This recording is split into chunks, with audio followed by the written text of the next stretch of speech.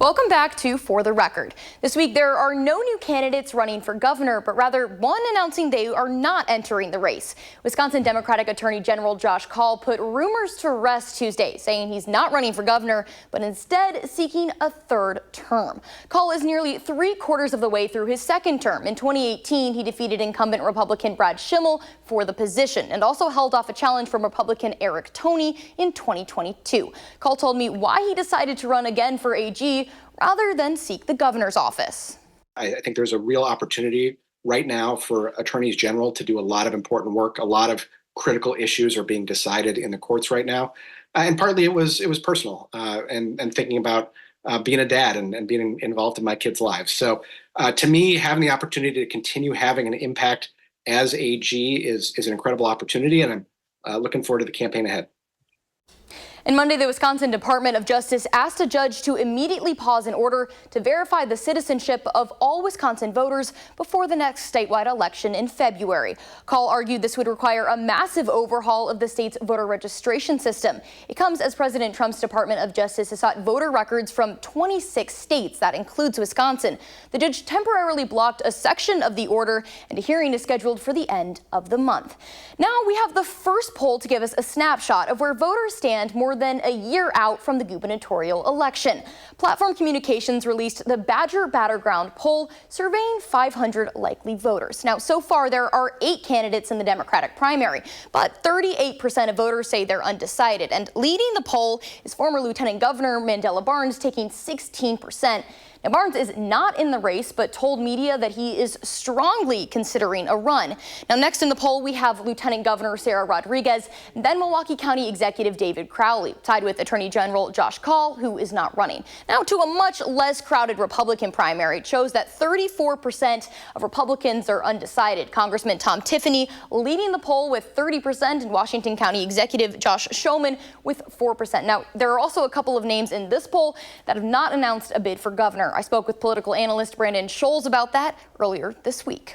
In this poll, the ballot test, meaning who you're going to vote for, has really been driven by less of who's in the race and why they're in the race for governor, and more so who's people recognize their name. And so somebody whose name is on this list but not running for governor, okay, well, they get a position somewhere.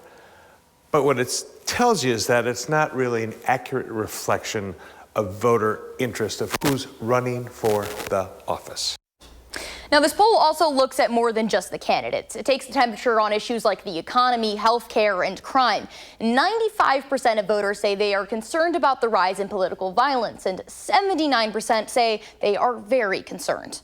I thought those numbers were very strong. I mean, they were in the upper 90s of people who are aware of it, are concerned about it. And I think one of the things we may want to watch for as this election moves into next year, is this issue a continuing issue now intertwined with education, economy, taxes? Are people generally concerned about political violence, and would they use that as something to base their decision on who they may vote for?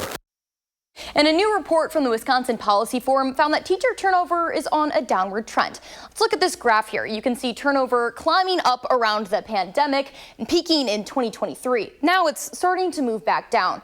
Report author Sarah Saw says this could be because following the pandemic, there was low unemployment, high inflation, and COVID relief dollars, which allowed educators to negotiate.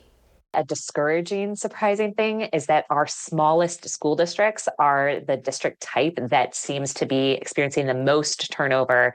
And that's both teachers, educators, principal superintendents who are leaving their jobs, but also those who are moving to other districts. And so that might not be who we think of primarily when we think of who is teenage turnover hitting the most, but those smallest districts are really getting hit hard. Now, the report also found that principal and superintendent turnover is more unstable. You can see it here also peaking in 2023 and moving down, now climbing a little bit back up. For me, the principal and superintendent data is perhaps even more concerning, and wanting to keep an eye on what are these leaders in our education profession thinking and feeling that might lead them to continue leaving their jobs or go right back down again. We don't know with interest rates, with inflation, with the ongoing retirements of baby boomers, kind of what might be in the water there for people leaving the profession or just switching jobs. And we saw that turnover here in South Central Wisconsin this week as Beloit School District Superintendent Dr. Willie Garrison II announced his resignation. Garrison held the superintendent role since October 2022. His resignation will be effective on December 31st. The board says it will begin the process of finding the district's next superintendent very soon. And next on For the Record, we sit down one-on-one with Madison Mayor Satya Rhodes Conway as she releases her 2026 executive operating budget.